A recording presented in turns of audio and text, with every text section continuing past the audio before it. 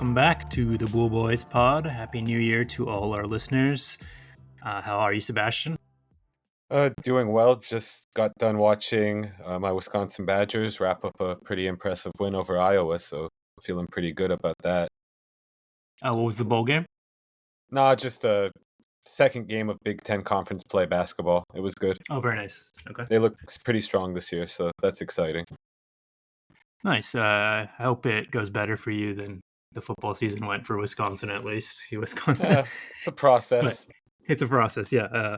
And as you brought up Big Ten, kind of, but we're going to be talking about game of the week, two future Big Ten teams. It was a great match, Washington versus Texas.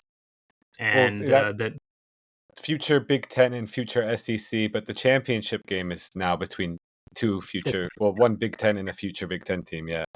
it's all Big Ten right now. Everything is Yep. Big Ten, so good for that part of the country. But before that, I'm going to do a Premier League recap. There, we missed a couple games over um, uh, Christmas, Boxing Day, New Year's. There's two EPL matches on the table, so we're going to talk about that. Then Brian will come in for his Huskies game of the week. We'll do a top 5 list, basically 5 best songs, 5 best sporting events, and then a 5 best free user choice as kind of a recap for last year. Next episode will be looking forward to 2024. So, and then we'll finish with Bool or Bust and Song of the Week. So that's what's on the docket for today. Sebastian, what was your thoughts on EPL this week or in soccer in general? Obviously, Arsenal didn't do well, so we'll leave that for the end. But you said you had something on Liverpool. They had a great 2 wins, and now they're top of the table at 45 points, I think. They look legit, but this next month is just going to be so trying without Salah and without Endo. They're already pretty thin in the midfield, so Endo is kind of a bigger deal than people might might think. And I mean, Salah obviously is the huge one that they're gonna have to figure out a way to, I don't know, keep afloat. I mean, Jota returning is really big, but still, Salah's always been the talisman.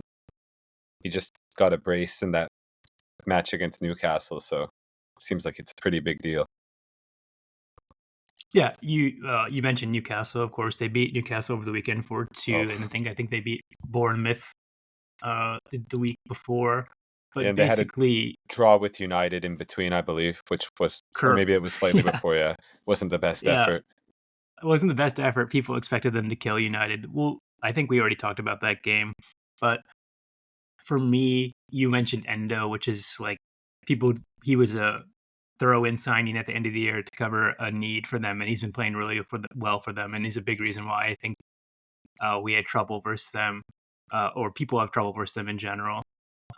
They are offensively so potent.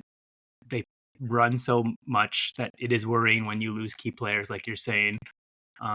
For us, Arsenal is losing Takahiro Tamayasu and That's Mohamed it, really. El-Neni, which That's Mohamed, yes, yeah. that's why I said that's it.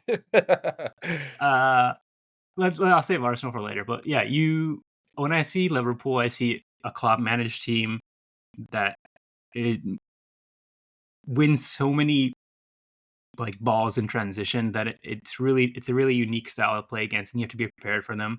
They'll outrun you. They're more energetic, and they're better at playing in between, like when the game doesn't get perfect, which is honestly my biggest gripe for Arsenal over the last 10 years is when the game goes out of the game plan. They don't really have a plan B, and it seems like Liverpool not only has the coaching plan B, but they also have a player plan B in Salah who can create magic out of nothing. So they beat Newcastle and Burnley to go top. The other team, Newcastle, was having a great start. People pinned them for top 4, but I think they're kind of wilting under the pressure of 3 to 4 competitions. Yeah, that was always a big my miss big as well. concern. Yeah. Just Newcastle, I don't know, it's starting to sound like people are realizing like this isn't going to be overnight. Like it's going to take a couple seasons to get Newcastle where they want to get. Last year was kind of like this great overachievement, and this year they're paying for it because just when you're not used to European football, that adds up, the match congestion. But that defensive effort against Liverpool was really, really embarrassing. The fact that Newcastle was even in the match was kind of crazy. And honestly, if Liverpool don't get that ridiculous penalty, Looked like a dive to me. inconsistency. Yeah, it was a dive. Inconsistency, like Havertz gets one overturned earlier in the season because there's minimal contact. That's basically the exact same play, but they uphold the decision there. And that was pretty poor. But Liverpool deserved to win. It just, Yeah, for sure. 7.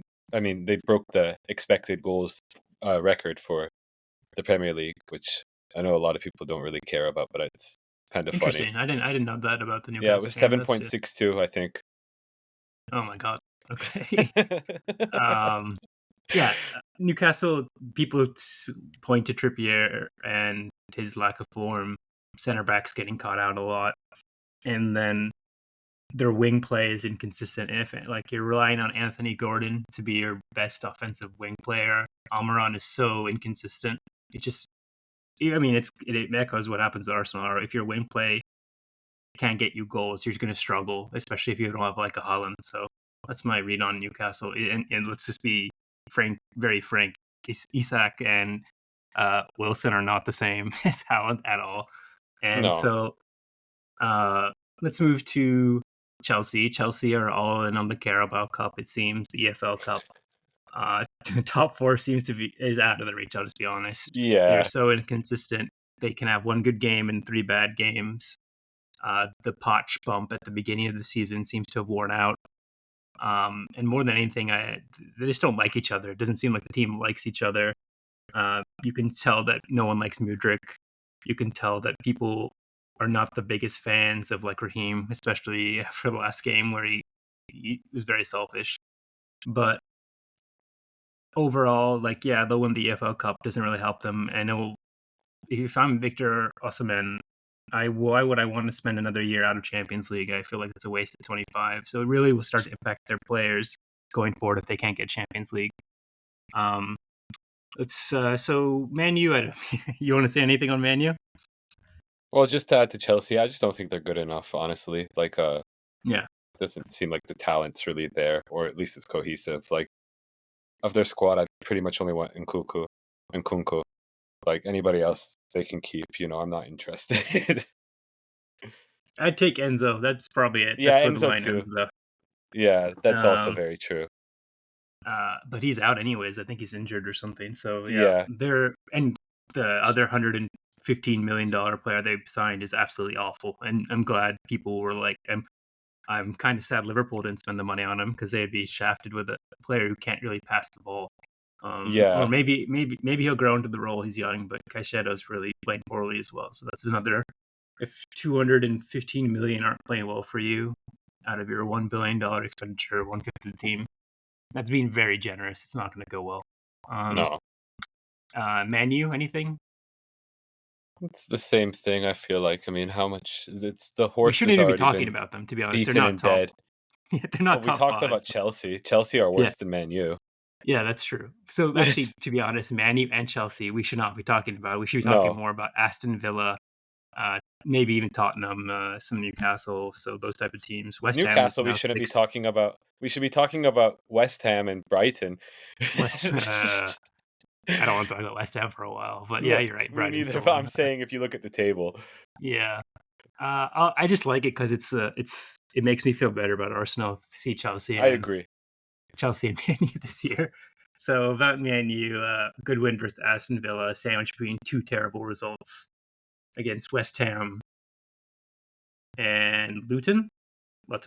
Yeah, I think. No, yeah. Oh no, was it Sheffield? Wasn't it Sheffield? It was Nottingham Forest. Nottingham Forest. Yeah, they lost to Forest and they lost to West Ham. West Ham's not as bad of a result. Nottingham Forest is a horrendous result. Yeah, but then it's just like it gives people hope when they win versus Aston Villa. I was very happy they won, and then instantly follow it up with a bad loss. So Man U, Radcliffe's in. They're gonna basically what I think they're gonna do is take this time to like evaluate who's the rest of the season, they're going to call it off like a lost season and just evaluate who stays and who goes, and that includes the coach. Yeah. So let's talk about Arsenal now. You can go first, and then I'll kind of give some harsh realities of the points. I just thought that was by far the worst performance, maybe of the last 2 seasons. They were not in the match really after scoring early, and just I don't know. It was very uninspiring. They're depending too much on Odegaard and Saka, and if they're not in form or they're having an off day, it's likely they're not going to score very much. Like the whole season is going to be a waste if they don't get goal scoring help in this transfer window coming up, and it doesn't seem very optimistic that they're going to get anybody impactful. So that's kind Yeah. of just depressing. So that's one thing. I'll tell you, our max points allotment was 94 now. I think in this season, I do think like high 80s will win. It's not Same. like last season. There's a lot more competition. So if you take that, that's basically 2 losses from us, or 3 draws, or 2 draws and a loss. So you basically, your margin for error now is nearly impossible. So if you say like, okay, we're not going to win the league this year, it'll be a transition year. We're looking at a Champions League run and maybe an FA Cup if we beat Liverpool on Saturday, which would be kind of a disappointment after last year. And it really hammers home that when you have the chance and you're not playing European football, you really have to take it, because things go. You're not going to be in that position again. I hope they learn that this time. Anything about the way we play, because there was an interesting clip I saw on Reddit that just showed. It's probably on Twitter too, so you saw it, but just showed how like different we are from last year, and I think it's a personnel problem, but also like Arteta's hands are all over this. So, what do you think about the way we're playing specifically? Just feels like it's not as dynamic as last year. There's a lot of trying to make the perfect pass back and forth and then waiting for the exact perfect opportunity to open up rather than sending balls in and trying things. It's not very adventurous, is what I would say. Yeah. So the clip in question, it showed basically the main culprits were actually our boy Rice, Zinchenko to some degree, and Havertz was actually the biggest culprit.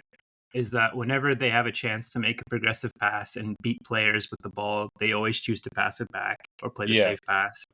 And to me, it highlights one, the loss of 2 of our key players from last year. Xhaka was the reason why Martinelli is struggling is because he doesn't have Xhaka to release him with a nice pass behind the lines. And when your 2 wingers are playing versus set block each time, it becomes so tough for them when they're literally seeing 10 people in front of them, as opposed to being in front of, like, being the first man in front of the goal and trying to break behind. So Xhaka was important for Martinelli, and then I think for Odegaard and Saka, he is astounding at how he like is able to progress the ball like quickly to the next phase, where Declan will take his time circling around the back, working it around, and when you do that, defenses have time to set up, and now you're facing 11 players in front of you instead of maybe 2 or 3, a center back caught out of positions. That's one thing. Havertz also never makes a progressive pass. He always plays the No. safe option. And so it's tough for our wingers. And I think people are blaming Martinelli. I see on all types of social media, drop Martinelli, start Trossard, what's happening to Saka. But it's really more a function of Arteta instilling this like, you remember when City had these type of losses too. They would dominate the possession. They would dominate like where the ball was played, how many shots on goal, but they would lose on a quick counter because they're playing like not to lose, as opposed to trying to take risks and go for the win. And I think Arteta has pushed the needle too left on the spectrum for safety as opposed to directness, which is what our wingers would, and Partey and Xhaka were really good at. Zinchenko is another reason why he should be playing a left 6 or left 8, like a Kimmich type thing, but he's played out of position. He constantly gets exposed, and I don't know if you look like you want to say something about Zinchenko. No, I just agree with what you're saying. Like he is constantly exposed. You have to I often wonder if there's a better option out there, and Zinchenko's maybe more of a off the bench like spark because he's such a liability so many times. For sure. I think you nailed it. That's exactly what Yeah. it is. And the biggest thing for me is when I see Zinchenko plays, he's so poor in the air, and Yeah. the he like his heading attempts is like laughable. And when you look at what Timber did in this, went back and watched the replay of Timber playing. The one thing that stood out to me is how good he is in the air, jumping and like not letting the ball go behind him, which Zinchenko does a lot and causes a lot of problem for center back. So I think Timber will help. Having him back in the next 2 months maybe will be very good. Um, but yeah, we need to fix our wing back problem, and we need to play less stale. We never use overlapping runs on our wingers too, so they're always isolated on the corner. Like it's okay to have inverted fullbacks, but mix it up a little bit sometimes. Mm, that's basically it for Arsenal. Like it's going to be very tough for us to win. There's a slimmer of hope that we pick it up and make a good run at it, but statistically and mathematically, it's going to be very tough to get to 85 plus points. That was my read on it. Despite how competitive the rest of the league is, you see all these bottom tier teams picking up wins on top 5 teams, top 6 teams. It's a very, very like maybe an historically competitive year for EPL. So we'll see. And Any more it thoughts, just Sebastian? yeah, it feels like City are gonna win it again. They're very lucky. They have nobody missing any games for the Asian Cup or AFCON. Like literally, not a single player will be gone from their squad, and I think they're the only club in the entire league. Which I don't know how the fuck that works out, but good for Yeah. them. And KDB approaches, which was just Yeah, poison for us. But yeah, it's going to be very tough. Arteta's view of things is a long view, but if we're just thinking about it year by year, it's tough to throw away years like this trying to build something when we did so well last year. So that's it on Premier League recap. It's been a tough winter break for Arsenal. We'll see how it goes in the new year. Happy New Year, Brian. Welcome. Hello, thank you. Thank you. Happy New Year to you as well, sir. I was expecting to go dogs. We haven't even brought up what we're talking about, dude. Maybe right after. I'm like hardly, but I'll still take it, right? I still take it. Yeah. So as we mentioned at the top, game of the week was one of the bowl college football playoff bowl games. It was Washington, Texas. I watched it. It was a fantastic game. As listeners, avid listeners might know, Brian is a dog, a husky. So he especially wanted to talk about it as well. So what were your thoughts, Brian, first, and then we'll kind of get into it more seriously. Yeah, pretty excited game, honestly. I honestly thought the Washington was going to pull away, and then like it was like after the injury to one of the Washington guys, it seemed like Texas kind of came back with the final drives in the final quarter, and yeah, Penix is just super sick. That's like kind of my high level notes. He's just like, it seemed like he didn't make any mistakes the whole game. Like I think he was like what 29 for 37 or something like that. So it was just kind of crazy. But that's kind of my perception of it. And at the very end, once I think Washington got that final field goal, it kind of was like, okay, this is a wrap. So Last couple minutes would have been very butt clenchy for a Washington fan, right? Yeah. Yeah, I'm not a even Washington fan. Yeah, people from killed me. my grad school who I went to Washington with, who I don't even think were football fans either. Like, dude, you fucking watching this shit? And I was like, yeah. So gotta take what you can get, man. Yeah, you said it perfectly. Like the amount of times this guy was making a throw and it was just landing right in the pocket, like in stride. They didn't have to slow down or anything. It's amazing, dude. He's such a good passer. It was truly a show. I enjoyed watching it. Like a lot of far passes too. I think I was reading it was like, I don't know, like 8-9 passes over 20 yards or something like that. Like it was super crazy. Interesting stat they said on live air was that he over 2,000 of his yards were outside the numbers. That's crazy to me. Like over the course of his season on the corner, like he's hitting those guys on the corner where the numbers are. It's like 2,000 yards. That's incredible. Yeah, so that, and also the receivers. The receivers, Washington receivers were on point, dude. They're making big plays and stuff too. That walk on tight end, was it the tight end Easton? I can't remember his name, but he made 4 or 5 big plays as well. Steves, what do you think about the game? Well, just to add to your receiver point, I mean, Odunze is like a first round pick. He's probably the second best receiver in the nation, and time after time, I feel like he proves that. And that's not even mentioning their other tremendous receivers like Polk. But yeah, I'm just really happy Penix got to perform that way on that big of a stage because to me, he's like by far the best quarterback in the entire playoffs. I mean, McCarthy from Michigan maybe is second, but the gap is quite large.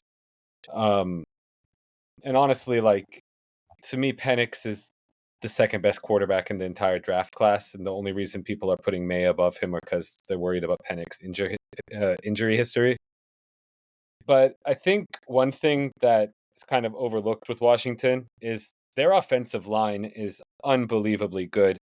He's Penix has only been sacked 10 times on 504 pass attempts, and That's Texas's crazy. front, yeah, it's insane. They're so dominant. And I mean, that's not even mentioning them in run blocking. Like the second half of the season, Dylan Johnson has really taken off as a running back, and the offensive line deserves a lot of credit for that. But, coming into the game, Texas's defensive front was considered kind of a strength, but the Huskies' offensive line really kind of neutralized them. And Penix looked healthier than he did the second half of the season, and he was using his legs more than he had. And like he's a pocket quarterback. He's not somebody who scrambles first, like the first chance he gets. But when he's using his legs, it's a really big weapon. And I mean, he picked up like I think 2 or 3 first downs just by running and extending drives that way. But for me, yeah, I mean, just really happy for Mike. I think turnovers were kind of what did Texas in the second half. I think they granted Washington 2 extra possessions, and with an offense as dynamic as Washington is, you can't really give them any extra possessions. The time of possession stats were crazy, dude. They knew how to run the clock in the third quarter, and it was just like Yeah, you could tell how salty Sarkisian was at the end. Like, oh, he didn't even get the ball. Like, yeah, that's good offense, man. I'm sorry. Um, Real quickly, Penix with 29 for 38 for 30 yards, 11.3 per carry per per throw, attempt, two yeah. per two TDs, and a 97.7 QBR. Quinn had 318, 7.4, 1 touchdown, and a 72.1 QBR. So talk to me about Quinn. Why was he like? People said he was like he was a good to great quarterback. What happened to him? I didn't see it when I watched the game. I don't watch a lot of Texas either. So tell me, Steve, so someone who's watched more of it. You're probably looking at the wrong guy because I've never thought Ewers was that good, honestly. And probably until Texas almost lucked their way into stealing that game, which it would have been a robbery. They did not deserve to win that game. Mm-hmm. Um, I honestly thought for most of that game they looked like they shouldn't have been there. I thought it kind of proved that it should have been Georgia and Texas getting in because they beat Alabama early in the season was one of the dumbest things in in recent memory. Yeah. But I seem to be alone on that hill. I just thought if we're picking the 4 best teams, Texas proved that they were not one over the course of the season. And I mean, yeah, they almost lucked their way into a win because of a stupid rule where Washington's player getting hurt get granted them 40 extra seconds, which just feels kind of wrong, but it Yeah. is what it is. Dirty. Yeah. It feels dirty. I mean, it is what it is. And it's done because coaches used to exploit, like, just go down and say you're injured and they'll stop the clock. So they changed it so you have to, like, you have to use a timeout if someone gets hurt under like 2 minutes. So that kind of feels like, yeah, the rule's there for a reason, but it felt like it was going to really benefit Texas when it shouldn't. Yeah, your Georgia point is well taken. I know FSU threw the game, but that was dominant Yeah. display like the day before. And if you're right, if that's truly what the committee wanted, it should have been Georgia. It just they didn't want to look stupid for breaking their own logic, I think. So, anything more on this? Like, what do you see happening in the college football championship? Do you see Washington playing the same way? Uh, will Michigan be able to stop them? Because apparently they have a very good defense as well, right? They do. It's going to be interesting. I actually think Michigan's offense is the big talking point. Like, can they actually keep up with the Huskies? Because Mhm. I don't think anybody's shutting Washington down. And Michigan's offense is pretty, I don't know. I'm trying to figure out how to say it kindly. It's not very dynamic. It's very meat and potatoes. And yeah, like, I'm wildly biased because, I really don't like that school very much. But I'm really hoping the Huskies can pull it off. Same for Pac-12's sake too. Like, I know they beat us, but it'd be nice hurrah for Pac-12 in their last season to have the champion. It'd be For good almost, versus evil. yeah, ironic almost. Yeah. I I just, feel like yeah, that kind of suck. Also, it's like, oh, like Pac-12's What could final have been? Yeah. swan song. You know what I mean? great for the Big Ten, though. And we're Big Ten people now, so we should be happy. I mean, either way, it's supposedly good. But just have a feeling if Michigan wins, we're going to look like maybe in 2 years, we're going to look back and that title's just going to be vacated. And it's going to be like, cool, man. The 2023-24 season just was useless because Michigan cheated and people didn't act quickly enough. Mhm. So, Brian, what do you think about like when you were in Seattle? How much did the football team like grab the local interest? Was it a big thing for them in the same way it is in Tuscaloosa or something, or like down south? Yeah, I think that. I mean, I haven't been to Tuscaloosa down south, but like, Yeah. especially around, yeah, I mean, especially amongst the students, though, it's like I think they don't have like too many sports up there, and they have a good basketball team, they have like a good football team, and the students would definitely kind of align with that. Like, it was always an event for, like I mentioned, like grad school friends that weren't even into football, like, oh, should we go to the game? Or we go to the game and stuff like that. So it was definitely something that people from Washington really feel part of and want to be a part of. So, yeah, You're right, because it's just not Seattle and Tacoma or whatever. There's a lot of people in the rural areas of Washington who probably want to like support Washington in the same way, Mhm. right? yeah, and I, I think UW is just the biggest school there too. I believe. So I think it harnesses a lot of just local love. It's not really split up amongst other Steve's I is schools. shaking his head, but I think I'll when you just get to I think when you get to Eastern Washington, it turns into Coug country. They're okay. big Wazoo people, so I think like when you get to Eastern Washington. I think I misspoke and said Western, but yeah, when you get to Eastern Washington, I think they start to become more of the Coug people. I don't know how their like influx situation is going to affect that, but yeah, the Huskies seem. I mean, Seattle seems to absolutely love the Huskies from everything I gather.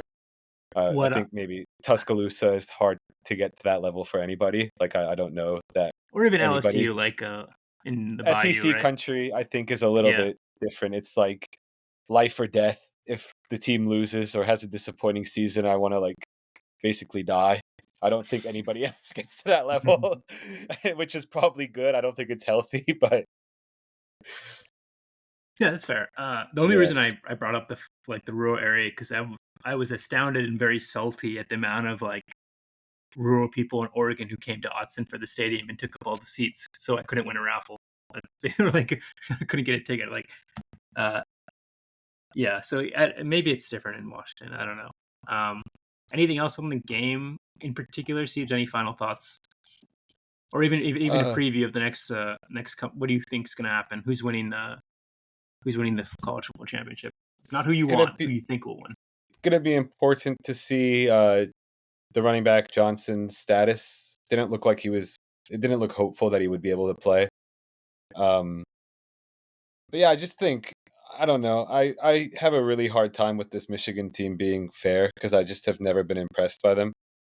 It always feels like it's just very ugly, and I just feel like Washington really has a very dynamic way of playing. But who knows? I mean, Michigan, they're tough as fuck, and maybe they outmuscle Washington and luck their way to a very ugly win. But I think Washington is the better team, and I would favor them.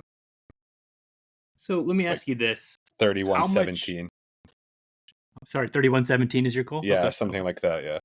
Okay. So let me ask you this: how much is like how much did the fact that Washington is going to the Big Ten or next year affect their recruiting class this year and the year before?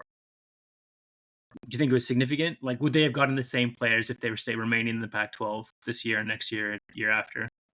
Probably. I mean, Kalen DeBoer seems to be a really good recruiter, and Washington is a pretty desirable school to go to. So I still think they would have got like the players that we're seeing. A lot of these guys have been there, and I don't know that it was announced Washington was leaving when they committed. So Hmm. yeah, I just feel like a lot of these top tier football players. I could be wrong. All these top tier players want to go to like obviously naturally SEC schools, but like also Auburn and stuff. And like it was tough. It was feeling more and more difficult for the West Coast teams and in particular the Pac-12 teams to compete recruiting wise. And I think that's why a big reason why they went to the Big Ten. Right? Is that fair, or yeah. is it just more purely a money grab? I think the TV contract is mainly why they went. The Pac-12 bungling that so badly. Hmm. The money coming in. But yeah, you're not wrong. I think it's helped for the next few years. Um, I think like you look at these programs, Washington, Oregon, USC, they all made hires who kind of helped turn around kind of floundering culture. And I think that was a bigger deal. They just all three happened to choose like kind of home run guys as their coaching hires. You're calling Lincoln a home run guy? Recruiting wise, yeah, I would say he's been pretty good. Okay, And I would okay, say that's fair. just based like, yeah, there's problems. I'm not going to say he's on the same level as maybe Callan or Lanning have been, but Mm, um, there's buzz with USC, there was like no buzz when it was Clay Helton. So that's true. like, 100%. I think at the very least he's brought them back to national prominence because for a while it felt like we just didn't matter. Okay.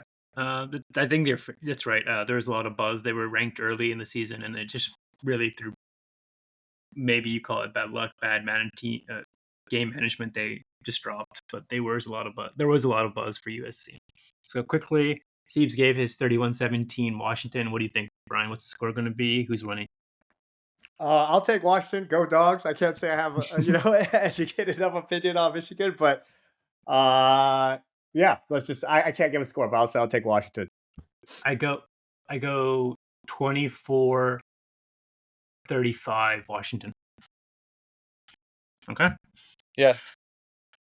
All right. Thanks for this. We're going to come back with the top five lists. Welcome back.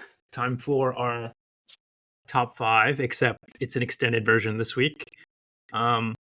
So to kind of do a year-end review, we decided to do our top five lists where, in theory, because we all share some common interests in like sports, one of them would be our top five sports games. One of them because I always need new music and I would like to get them from my friends, a top five music list. And then the third one was a kind of a user choice. You can choose whatever you want, and we'll go person by person. I think Brian might not do a sports event one. He's going to do a video game one, which is perfectly fine. And then we'll finish with a collective like top five Bool Boys moments that we've kind of shared together this year. Next year, not next year. Next episode, we're going to go into like what we are looking forward to this year. So it'll kind of be a yin and yang of looking back and looking forward. Who wants to go first? What do we want to I'll go start with? first. Do you want to do go songs first? We can do songs first. Let me get out my lists. Okay. Brian will laugh at one of them, but who's going first on songs? God, I already know. Then I'll go first, I guess. I'll get us started with songs. Very good. I feel like the recap function on apps makes it a little too easy now. So like it's not exactly what YouTube told me my top 5 songs were, but it helped me. So 5 I went with Wicked Romance by Scory. It was a nice little emo rap song kind of. I liked it. 4, I went with Sade by Lil Uzi off of his last project. I like the song. 3, yeah, it was not the strongest rap project year, I feel like. So I don't know. I felt like I should highlight one of the bigger projects, and I went Yeah, with that I never song. even consider Uzi like rap. Honestly, I just like I go in with That's my eyes, my arms fair. totally open for anything with him, dude. Yeah, like he just released a single last week that's basically drum and bass, and I was like, all right, like whatever, man. Like I think he just gets bored and wants to make new Yeah, shit. So good pretty for him for much. experimenting. Uh, 3, I went with Better by Joe Boy and Tempo. And for some reason, YouTube Music has like heavily told me that's my favorite song of the year, and it won't listen to Hmm. anything else. So I said that I should have. It says it should be 1. I put it 3. 2, I went with Pariwo by Mobad and Bellish Murder, and 1, Remember by Ashake, who I think has been like the best artist of the last 2 years with the 2 projects he's dropped. So that's who I went with. And then my honorable mentions were Extra Cool by Young John and Favorite Song by 2C. So yeah, I feel like it was a really big year for like Afrobeats projects and like emo rap, but maybe not. You didn't get like the bangers and the huge rap songs that maybe we've gotten in years past. So it wasn't the most exciting list in my opinion, but yeah. No, it's fair. Tell me. So the first person you had at number one. Tell me a little about them because I haven't heard of them before. Ashake, he's Ashake, like yeah. a Afrobeats artist who has a pretty mellow sound. Um, I just have really liked his last 2 projects. I had heard a few songs prior to like 2022 when he dropped his last album, but then I thought even this year he followed up this year with an even better album. And yeah, it's just a very chill sound, and I don't know. I just like the sound. He seems to be So getting quite big, so yeah, I'm happy for his success. 2 questions for you. One is when would you listen to this type of music? What's the vibe? Is it gym I listen music? to Is it like some. just chilling at home? Is it Yeah, I walk mean, going for a walk? But- I'm weird with gym music. Like some days I do just listen to pretty regular music while I'm working out. Like it doesn't always have to be super hype.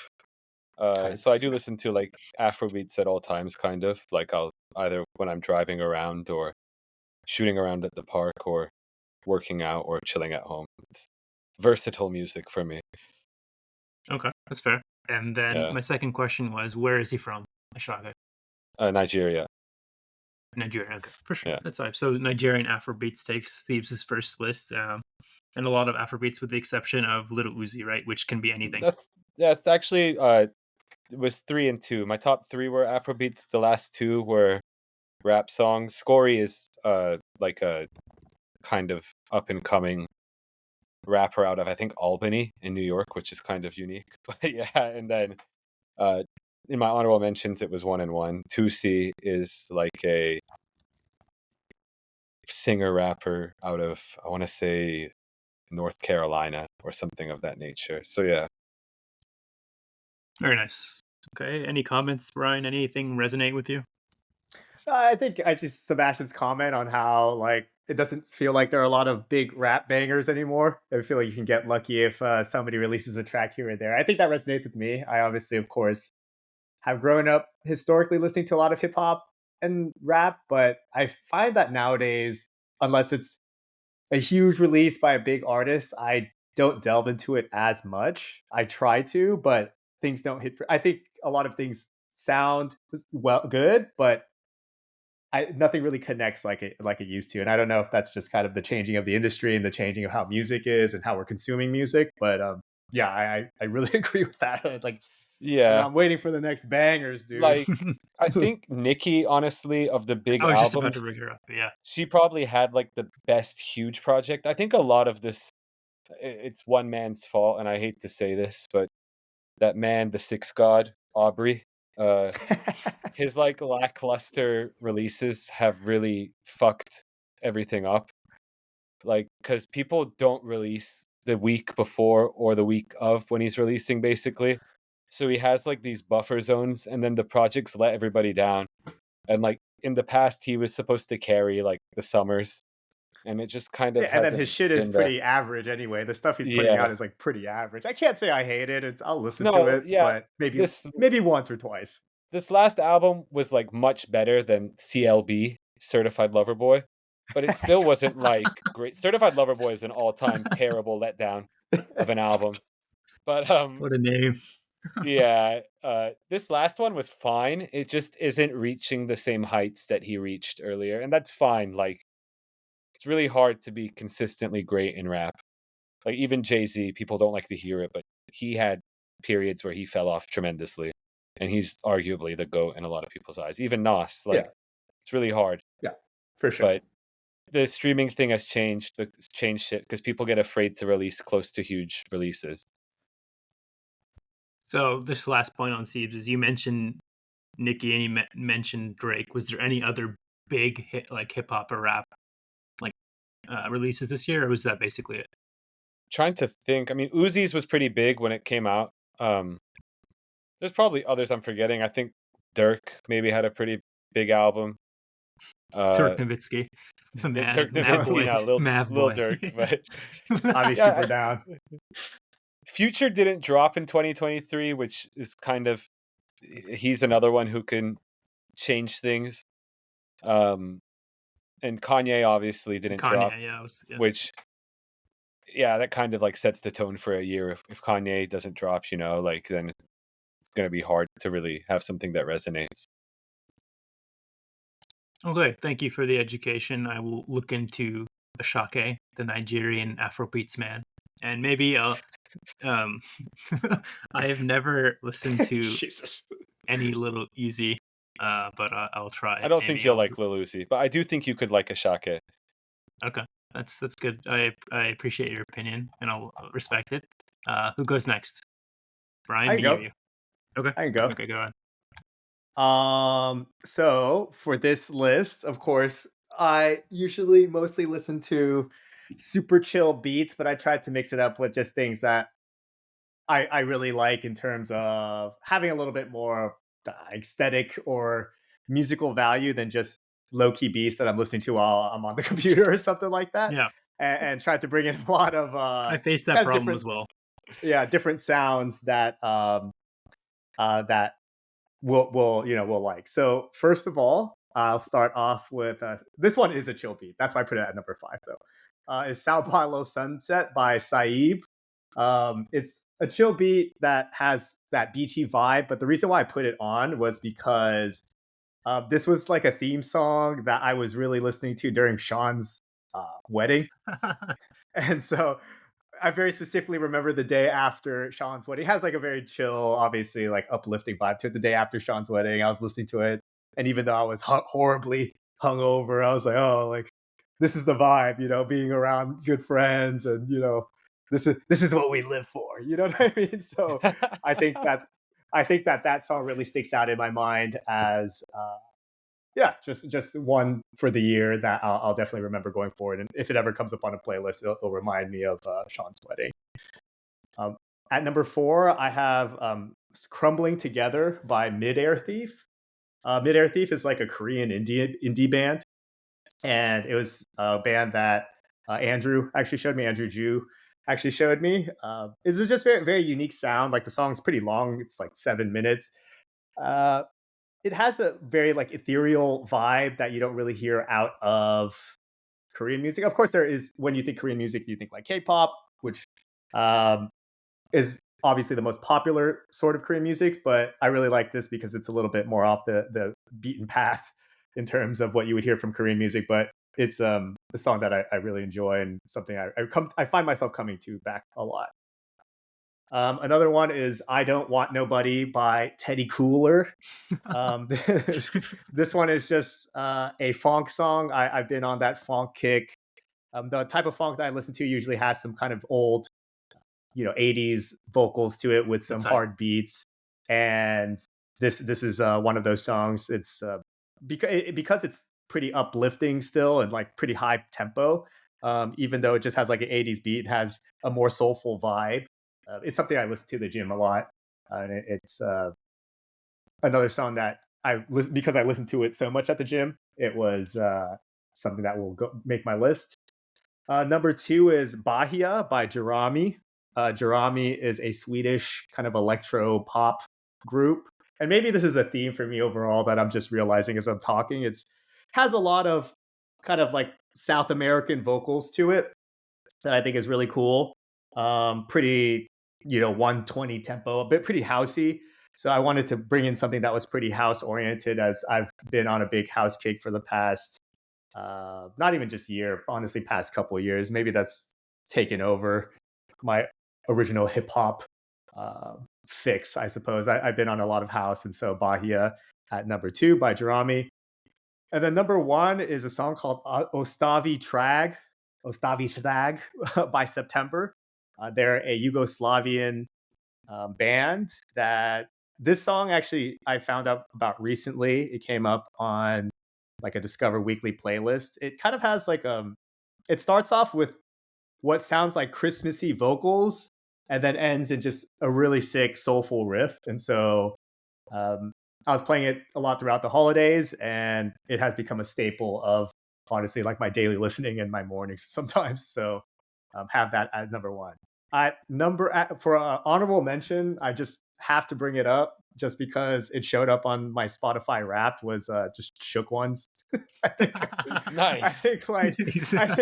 I think it like obviously it's like an old song and like it's almost like comically hard, you know what I mean? But because it showed up as my number 2 song played of the year, I'm just like probably listening to that song way too much When anger were you? inside or something. Yeah, when were you? Was this like after 12 a.m.? After 12 a.m.?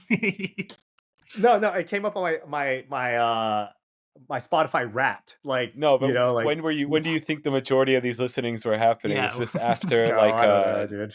the Spotify fallout? Yeah, probably. I don't want to think about it. Oh.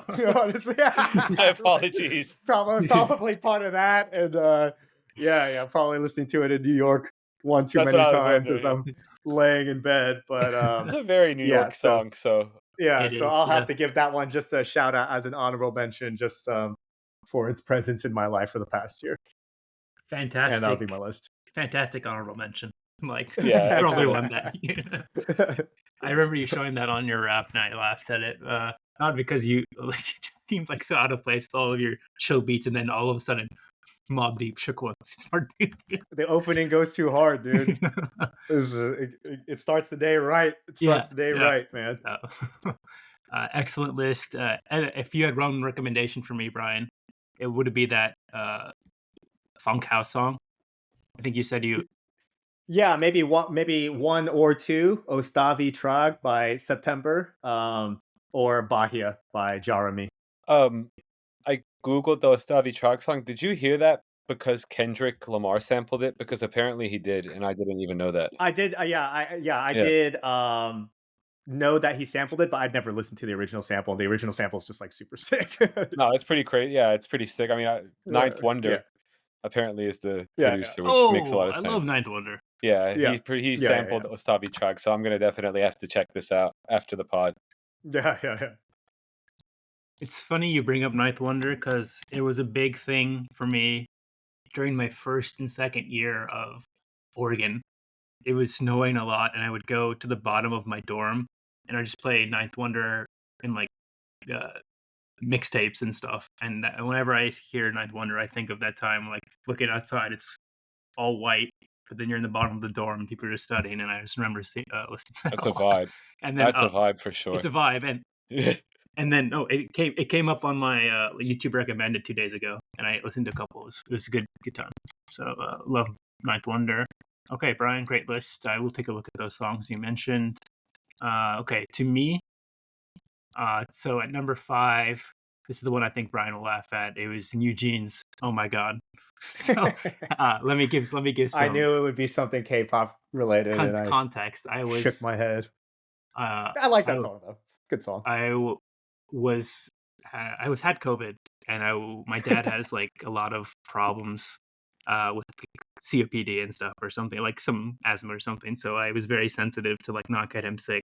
So during that week, I stayed in my room like the entire time, and I did not leave except like when he would have gone up for the night or something, and all the doors were closed. So I really went deep into YouTube, and in YouTube I found a guy interviewing a Sweet Anita, the girl with Tourette's, interviewing one streamer, Blastoise, I think his name is, and he said the song he's been listening to is New Jeans Oh My God, and I had no idea what it was, and then I just tried it, and it opened my eyes to a whole new world, Brian. God. And that being said, of all the K-pop criticisms I can make, I do like New Jeans. So I think a lot of people do. They're very popular now. Oh, for sure. Yeah, and then so basically that spawned my short interest in K-pop, and Black Jeans was through New Jeans Oh My God. Number 4, Baby Queen, Gorillaz. So beginning of the year, after a 10-year hiatus, I had bought EA Sports 23, or sorry, FIFA 23, and this was the first song that came on, and it so it's true. Like when you used to play FIFA back in the day, a big thing was the soundtrack. Like 14 and 15, I remember the soundtrack, and I was like, oh, it's just like it always, and it felt like, that saying, the sword fits the hand, wara kansuke, Brian. Gotcha, dude. So that's why it felt like very appropriate, and I like it now. Listen to it well, and the lyrics are very sorrowful and not sorrowful, but like happy sorrowful. So I liked it. Number 3, a French house guy I really like is Darius. Listened to his album this year. Listened to a Boiler Room on the Top of some London thing, and I listened to his set, and that kind of reinvigorated my love of Darius. He had a new album coming out at the time, and my favorite song from his album was Equilibrium. So Darius, Equilibrium at 3. Number 2, this is a very strange song. I don't know how I got it, but it came up on YouTube recommended. It's got like a dude pretending to sing like a girl in a very weird falsetto, but I really like the bass, and I really like the synths. So Jacob, you and I like Brian says he starts the day off, like when I wake up in the morning, or like I first put in my earbuds at work, it'll probably be the first thing that comes up on YouTube, and I'll just play it. So it's a good morning song, I would say. And then number 1, it was on my top 5 list for Spotify Wraps. Tame Impala, Mind Mischief. Probably listened to that hundreds of times this year. And the main reason is I saw a live performance of them doing it in Chile, Lollapalooza. And the drummer, Julian Barbalego, he looks so damn cool the way he was like, it's just a drum fill over and over and over again. But the way he was like doing it different every time, and like the tricks he was doing, and he does this weird thing where he hits the top of the rack. I think it's called the rack tom rim, and it just makes this weird sound, and it sounds like your sticks are hitting, but he's actually doing it while he's playing. It's really sick. So that would be my number 1 song. And then my honorable mentions will be Daedalus Special Request. It was probably I think it was my first song of the week, and then Kali Uchis and Tyler the Creator featuring Bootsy, After the Storm. I like that song a lot. With the and I told Brian, I've said to Brian a lot, anything with a groovy bass line I'm in, and most of these songs have a pretty groovy bass line. Yeah, overall, like a lot of my songs were, it's the seed in my head that I really want to like learn how to play the drums. So a lot of these songs are based on like chill drum fills or like chill drum beats. So that's my top 5 and honorable mention for songs. Any comments? What was the You and I? Who was the artist on that? I'm going to look that up. Jakob, You and I. Jakob. Jacob. Jacob Agoa. Okay, I'm gonna scope that later. Yeah, it's. I showed it to Brian and I didn't get a positive reaction. Oh so no! I don't think you'll like it. I'll be the tiebreaker. Yeah, it'll be the tiebreaker. But also, it was a negative reaction. It wasn't a negative reaction. It was just you have to have your headphones on so you can hear the bass and the synths, in my opinion. Otherwise, I think you were just playing it on your phone, if I recall correctly. It's can't really. Okay. That Brian was hating. He wasn't hating. Dude. You can tell when Brian's down for a song and when he's like, "Oh, come on." Oh, I'm open-minded out here. Yeah, I'm not saying you're not open-minded, but once you made your decision, it's very clear to tell. Okay, let's move to the next top five. So, do you want to do sports, or you want to do the? Let's save the personal choice for last. Let's do sports Yeah. next. Steve, do you want to start off? Yeah, sure. So, most of these I feel like are very commonplace for people, but I do feel like they resonated for me as well. So 5, I went with Alex Pereira and Israel Adesanya too. When Israel Adesanya knocked Alex out, it felt like an extremely epic. I don't know if it's the conclusion to their rivalry, but for the moment, it feels like it was pretty epic. Or for the time being, it feels like it was an epic conclusion to that rivalry. Who knows if they'll fight again? But yeah, just like iconic with Adesanya against the cage.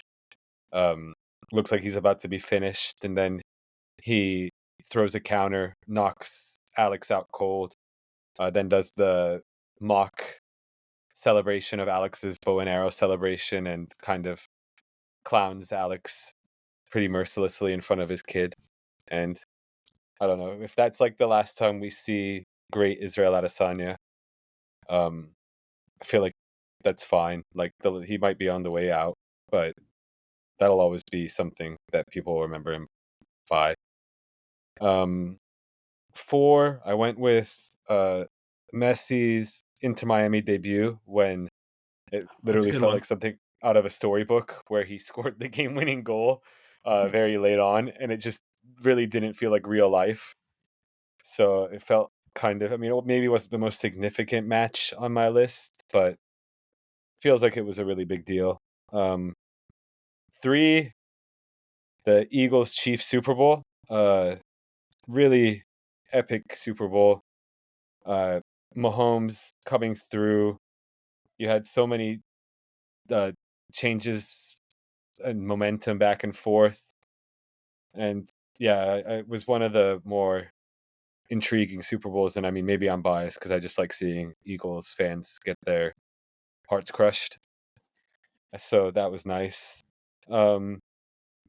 2, and 2 is honestly, this should be number 1, but number 1 is very personal. 2 is Alcaraz Djokovic from Wimbledon. That Nice one. was one of the best tennis matches I've probably seen in a decade. And it felt like the beginning of something pretty important for the sport. So like that's going to be something to monitor over the last few years of Djokovic's career. That rivalry with Alcaraz, and yeah, I mean, just it delivered in every sense. And number 1, I think, if you know me, it's kind of obvious, but it's Nuggets Heat Game 5. Getting to see the Joker finally be crowned NBA champion.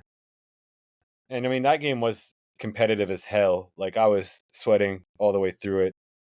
Nerves were very tense. So, yeah, that one was kind of very easy for me to choose number 1, just The out of series was more personal bias. competitive than Then a than 5 it. game? Yeah, it Yeah, was yeah, than it all pretty seemed at close. least. The Nuggets' whole Nuggets It's playoff your have run was, validation moment. Nuggets yeah. have a way of doing that, just making it like dominating teams, but somehow it's like a little bit closer than it should be. Yeah, it's the low possession game basically. Yeah. Credit to the Heat too. Yeah, Heat They're tough as always hell, scrapping. and I'm so yeah, I'm so then dumb, dude. I didn't even think about the NBA playoffs. Like I just looked at regular season games and I was just I forgot. Like now I have to go uh, and add them. But sorry, go ahead. Yeah, and then I yeah, honorable mention. I just had when Fairleigh Dickinson beat Purdue as the 16 seed in the NCAA tournament. I felt like that was pretty epic. And then I guess you could also put um Real Madrid's win against, I think it was Liverpool in Champions League. That was kind of up there for me too. very nice. The last And I do the have, last Benzema moment for Real Madrid, basically. before they lost to City. I was Yeah, looking at the Champions League bracket. It was kind of rough for me. it was underwhelming, honestly, when you're looking at like great matches to select for the year. But that one stands out. I feel like the 5-2. Yeah, Man City beating Inter in the finals was like kind of underwhelming in my opinion. But Well, It's Inter should have had a better chance. Yeah, they were very in that match. excellent list. He's pulled from a lot of different sports. What I expected of you. Any other comments on his, Brian? Nope. Okay, let's do mine and then we'll take a break because I did sports as well. So now that I know there's 2 playoff games I want to add. Okay. So I'll start with Djokovic Alcaraz at Wimbledon. I had that game too. I think I watched the first set and then I left somewhere and came back and it was still going on. And then I watched the rest with my dad and I was like, wow, this is truly like the pinnacle of tennis and also a generational matchup versus 2 players on a legendary trajectory. So it was very interesting. Number 4, I've Luton Arsenal. I don't know how to say it. Is it Luton or Luton Town. Luton Town. Yeah. Yeah, Luton Arsenal, which was the last minute winner this year, just recently. Declan Rice coming out of the air and hitting it after Kai Havertz. Yeah, it was just great. It was epic. Yeah, it was epic. Oregon Washington Pac-12. I really enjoyed watching that game, even though we lost. I know it Wow. sounds so icky. I was so upset at the beginning of that game. And the way we fought back and actually made it a game, and I was like sitting there watching the entire thing, not single screen, no other screens up, no like alt tabbing, just watching the entire game, and it was just a great spectacle. I'm very sad we lost, but in terms of like what made me feel like adrenaline rushing and like for every single possession, I would say Oregon Washington Pac-12. I put Lakers IST here. But now I think I'm going to change it with either the Lakers win over Memphis Game 6 or was it Game 6? And then Warriors as well, the next series. I love those games because they gave it. What? The Warriors ones were talk about being tense the whole time. Those were up there for me. Lonnie Walker game. The Lonnie Walker game might be the best one. The Lonnie Walker game, dude. Fantastic. And back when we thought we had a legitimate shot of taking Nuggets down before we got sunned, but yeah. And then number 1 for me is Bournemouth Arsenal of last year, Nelson winner. That was out of nowhere, and we actually had a chance to win. We were thinking we were going to win last year, and literally pulling it out of our ass, Brian. Like keep like pinging it, they keep pushing us back, and then like in the last minute of a 90+ minute game, this guy, one of our subs, a young player out of nowhere, gets thrown on and he hits a beautiful shot and it goes in and we win. Very similar to Arsenal Villa with Jorginho's winner that hits me on the back of the head and then falls back in. That one is also excellent. And then another NBA game I liked a lot was Clips Lakers at the beginning of this year. The OT game. It was a good game when I was still like watching. That was good as well. Game. Yeah. So that's my top 5 sports game. Any comments? Or we'll take a break and then we'll go to Brian's. Your Bournemouth one was excellent. I just too salty to include Arsenal because we haven't won anything, basically. For That's me. true. It's fair. But you chose the 2 best. Ultimately honestly. meaningless game, but I can't discount the adrenaline rushes I felt during those games. I think after both of those matches, me and you just like messaged each other like, "Oh my god!" Fuck yes! Like those are I think 2 of the matches where all we said to each other after was like, "Oh yes" or "fuck yes" or whatever. Can't believe it, like basically. Yeah. Don't rain on my parade, Sebastian. We didn't win anything, but they were dank games. All right. Yeah. Brian, you wanted to say something? I was just going to say, I know you're a big Laker fan, but a lot more representation than I thought because you do express sometimes that hard to watch Lakers. I don't really watch that much Lakers. So I don't watch that much NBA. I'm glad to hear the representation there. I don't like watching that much NBA. Like when you guys are saying like you're watching like Charlotte play for stats, I would like, or like even if like I've stopped that this year. Yeah, like I wouldn't watch. The only team I've watched, like I have 2 players from Washington. I haven't watched a single Washington game this year. So what can you do? Even though I love Daniel Gafford. So yeah.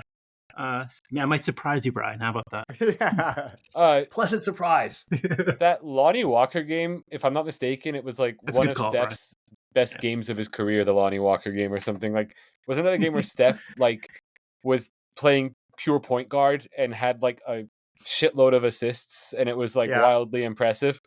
Yeah, that game stands Right. out because I couldn't believe we won, and I think I was like exasperated and sweaty and just very uncomfortable watching that game. That's sports, dude. Yeah, Yeah, that's the Warriors. I had always thought we were underplaying him. I understand his defense isn't great, but he is pretty good as a spark plug, and I thought that was just like a nice little vindication for him because he was playing well earlier in the year when people were injured, and then he kind of just got benched, and then it was nice to see him explode. Sent to the nether realms for about 5 months and then expected to come back and put that Yeah. performance on. Excellent. Yeah. All right, let's take a break. We'll come back with Brian's. Brian didn't choose a top 5 sports moments. He chose the top 5 locations you visited, right? That was for the user choice. I thought since we're both doing games, we can do it together at the end. So why don't you give us your top 5 moments? Not your top 5 locations you visited. Sure. Yeah. So I didn't travel a crazy whole bunch this year, but I went to a good smattering of places. Well, yeah. I mean, when I say I didn't travel to a whole bunch of places, I don't mean like I was traveling 8 months out of the year or something. I did go to a lot of places, and a lot of them, pretty domestic. So these are just more so my logging of, just things that I liked to do this year and things that I really enjoyed. So at number 5. This is hardly a destination, but I have to put San Diego on there. I go there a lot. Have friends out there. Of course, love the whole surf vibe, and just as a city, I think pretty underrated, or maybe it's not underrated. I saw recently that it's really catapulted to one of the most expensive places to live in the nation, if not number 1. I think I saw. So just overall, every time I leave San Diego, I always think to myself, damn, it's like so damn nice. And I could definitely imagine myself living there, a good little escape town for me. So definitely San Diego. And, shout out Arjun. Arjun lives there. And Nam was living there. Sol was living there. And they both moved out. But every time I've gone, it's always been a good time having, Comic-Con and stuff like that there is always great. Number 4 is Hawaii. Now, right? What's up? Sean just moved there as well. Sean was living there, moved out, and is back. At number 4, I have Hawaii. I went there twice this year. I mean, nothing really needs to be said about Hawaii. Good island vibes, island fever, having amazing waves to surf on. I really like the whole laid back vibe of it. I couldn't see myself living there, but as a place to travel, the food's really good. I would say that Waikiki, I think, is a little bit too much of an outdoor mall for me to really love Waikiki and Honolulu. Of course, there are other places on Hawaii I have visited before, but this particular I didn't. But every time I go back, the dank food always brings me back. So Hawaii at number 4. At number 3, I have Mexico City. So I was only there for 3 days, hanging out with Andrew, but I've never gone to Mexico City. Very, very sick, very well built up city. Has a lot of very cool, trendy spots. I think, unfortunately, what people were telling us is that it is becoming more and more of a little tech hub. And so, the tech bros will ruin it soon. So please visit before you can. But I just think like the culture there was really sick.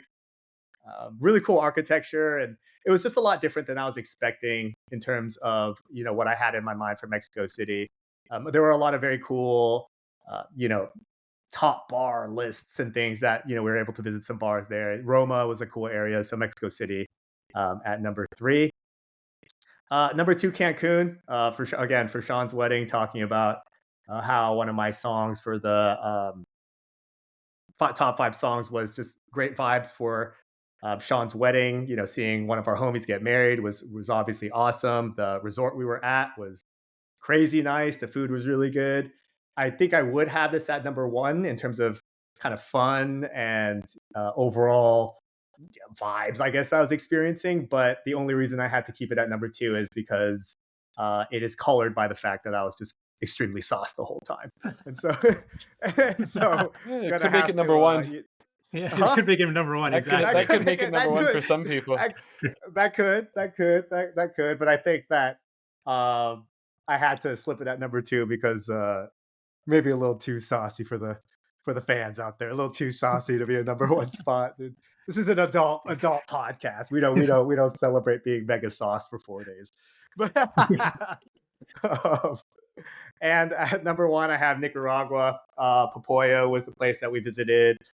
Um, really loved it. I mean, as you can see, there's a big trend that I had gone on a lot of big, basically surf trips this year. Nicaragua was very cool.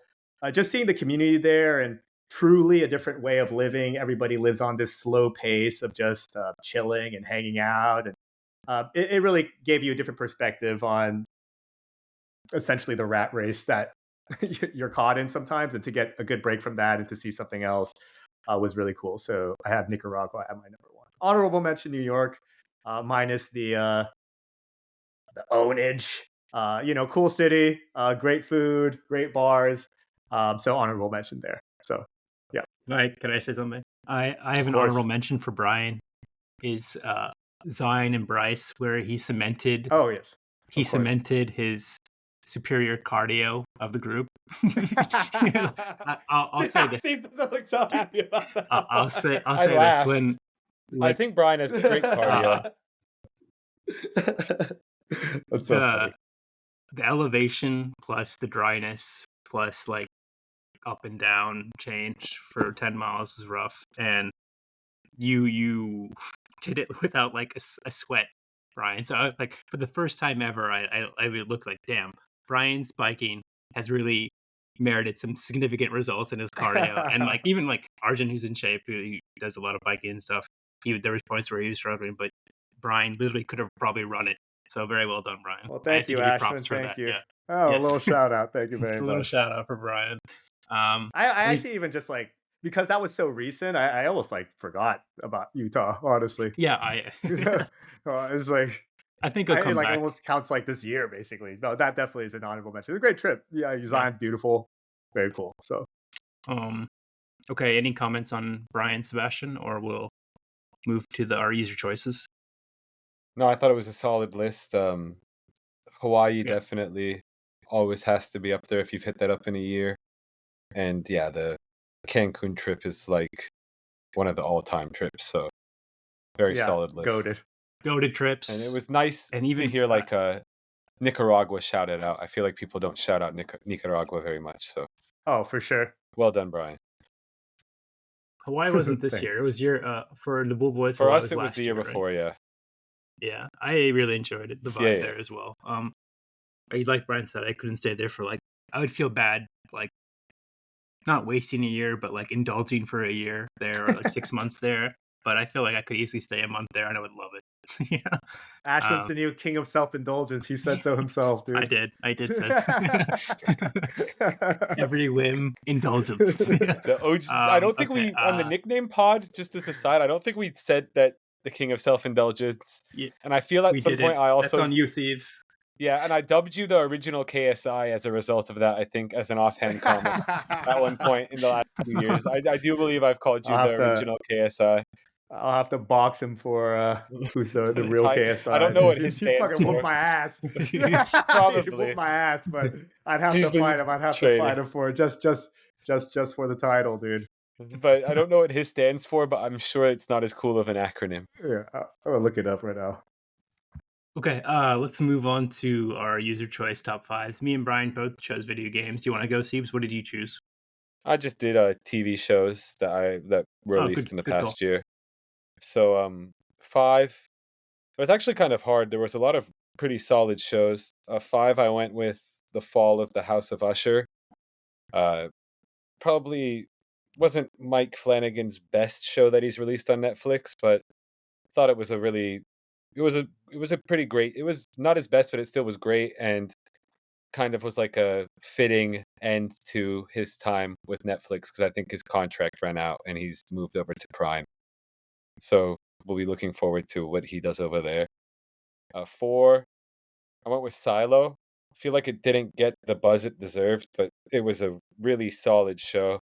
And I think one thing that Apple TV has really done well, and this should be the lane they focus on, is these dystopian, like alternate future type shows. Like Severance is another one. They're very different settings, but I find that Silo and Severance have very similar themes. And I find that type of show really resonates with me, where it makes you like consider like, damn, like future life might be pretty horrible. Or not like not horrible, but like there's a lot to be concerned about, you know? So It Silo to is, me, dude. It yeah, is horrible. it could be, but we don't want to look too negatively at the future based on fictional works, you know? Um, and yeah, in my honorable mentions, I have another one from Apple TV, but I'll wait for the end. 3, Jury Duty.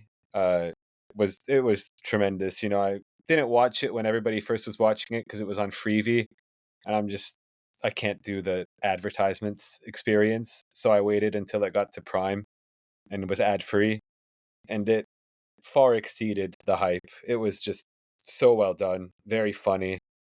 So many characters that just really helped set the stage for what a ridiculous show it was. 2 is The Bear. Uh, that's one of those shows where the hive mind seems to be actually correct in that it's tremendous. Like I do think the best episode of television is, I think it's called Spoons, that episode of The Bear, where it's just kind of like a side story with the cousin working at a restaurant so he can learn how to be like a true head waiter, or I don't know what you would call it, but manager of a restaurant basically. I was just very impressed. And one, I've been pumping this show up a lot, but it was Top Boy. Uh, I'd heard about it for years, but Top Boy really, that was like that's the perfect type of show for me, honestly. And I'm sad that I only started watching it towards the end of it when there's no more Top Boy coming out in the near future. And I wish there was another season or two, but it kind of definitively ended. And yeah, it was tremendous. Probably, definitely the best show of the year for me, and probably one of my favorite shows of all time. And Damn, then high praise. for honorable mentions, I had Beef. Uh, Oh, nice. yeah, didn't expect to like it as much as I did going in, but yeah, that was excellent. 2, or for honorable mentions, I had Extrapolations, which is another Apple TV like futuristic dystopian show, very similar to like Black Mirror, but more like environmental focused. And then Succession, obviously. Mhm. I could have probably put Succession in my top 5, but I didn't necessarily love how it wrapped up, and I feel like everybody's going to be hyping up Succession on their end of year TV show lists, so I felt, why not like give the spotlight to other shows? Zag. Why not give the Zag? It's not really a zag. It's just like, did Better Call Saul end this year also? It might have ended this year. I know it might have I ended in believe so. 2022. Wasn't it last year? Oh, Might was have it? ended in I don't know. 2022, but that was another one. Like there's certain things that some people do when they finish shows that some people love, and for me, I It was often find that I 2022. hate it. Yeah, like I just often find that the way that some of these writers wrap up their shows piss me off, and I would say Succession kind of falls into that. Uh, I don't want to spoil anything, but yeah, Is there was a Succession big, done? yeah, It is done. It's done. Okay, for sure. there's a big moment in it that really ruined the second half of the season for me. They blew their load way too early. Brian knows what I'm talking about. I've said this for Yeah. like since it aired, but yeah, they I'm a- blew their load too early, and then the rest of the season felt like it was meandering and pointless. Yeah. In terms of that, I have a couple comments on your list. I mean, I totally agree with Succession not being a top 5. I thought it was a great show, but I agree with you that I think people were a little too hype on it. It's a great show. It's funny. It has good themes to it, but I think people over exaggerated really how much you could get from all of these, dramatic conversations between these people. I really think that even though it was very character driven, the plots at times felt like it stagnated. There's also the way people watch that show is very stupid. I felt like they didn't really understand what it was about. Like I often felt people were taking it way too seriously, and like I don't want to. This is going to come off as a bit of an Ashwin-y comment, but the Shiv girl boss people. Ouch. The Shiv girl boss people really got fucked, and it was very funny to watch. Like the people who were like, "Oh, Shiv's gonna win it all," and she's a girl boss, and then it was like, "Nope, sorry, fam. She's actually just like a groveling, bust. kind of sad woman. Like, no offense, They're all sad. sad Wasn't that the person. point? What? They're all There was sad in their just- own ways. Yeah, but there were so many people who were like, "Oh, Shiv's pulling all the moves now. She's really gonna come through at the end," and it was just, I felt kind of like it was vindication for me, because I was like, I don't think that's what's gonna happen. I think you people don't understand this show at all. And I'm talking about like mainstream TV critic people. They're like, "Oh yeah, Shiv," and then it just didn't happen, and I felt like it was kind of soul crushing to them, and that's kind of funny. There's one person in particular at the Ringer who was pushing it really Yes. hard. And yeah, I know who it kind is. of Yeah, ru- I'm kind of yeah, addressing and her. yeah, okay, yeah, exactly. No, I caught up in Succession. I watched it. It was very good. I agree with it. I do think like you said, it's been propped up to a higher degree. It's not on the same level as Sopranos or like Wire. Oh, no. But people seem to put like not even close, dude. our homie Bill put it in his top not even in the 5, same dude. league, dude. Yeah, it's not top 5. It's not top 5 material, but it was a good show. Yeah. My second comment was just Silo. Haven't seen it, but you have spoken about it several times, and it's actually been recommended to me a couple times. So I'll definitely have to. You to would check like that it one for out. sure if you like Severance. Yeah, for sure. It's very I'm a big- different setting, but the themes are very similar. What's it on? Apple TV. Okay, for sure. You mentioned two when I was doing a quick search while you were talking, Steve. You mentioned 2 people with an actress I really like, Rebecca Ferguson. I think she's going to be like, she's a little bit older now, but she's in Dune as well. I think her star is kind of rising, and yeah, I like her a lot. So I may try to check Silo. She's the main character in Silo, apparently. Yes, she is. And Yeah. I feel like whenever there's a new show that is I don't know, smashing primetime TV, we got to do a weekly yeah, you know, like if you review. guys have I don't know, White recommendations Lotus or something, you Yeah, know, the next not- White Lotus or something. if you have You don't like White recommendations, Lotus? Fargo's I didn't, pretty good. Fargo, yeah, or True Detective. I like True Detective. It's True fun. Detective, okay, we can, yeah. yes, starts I get- in I get for 12 sure. days. Yeah. Oh, it's like actually coming out. Oh, I'd be down. It's like it's not True Detective season 4. It's called like True Detective Into the Night or something. It's like slightly offbeat, I think, but looks pretty interesting. A professional boxer is one of the co-stars. And Jodie Hallie Foster. Reese and Jodie Foster, yeah. So should be pretty interesting. I loved 3. And people don't talk about 3 at all. 3 was so good, man. It disappeared into like the space. No one talks about it really, but yeah, I love 3 a lot. Roland West, Hayes. What's that guy's name? His real name? The guy. Mahershala Ali. No, not him. Roland West. Apparently, people said like his career was over. But Stephen Dorff.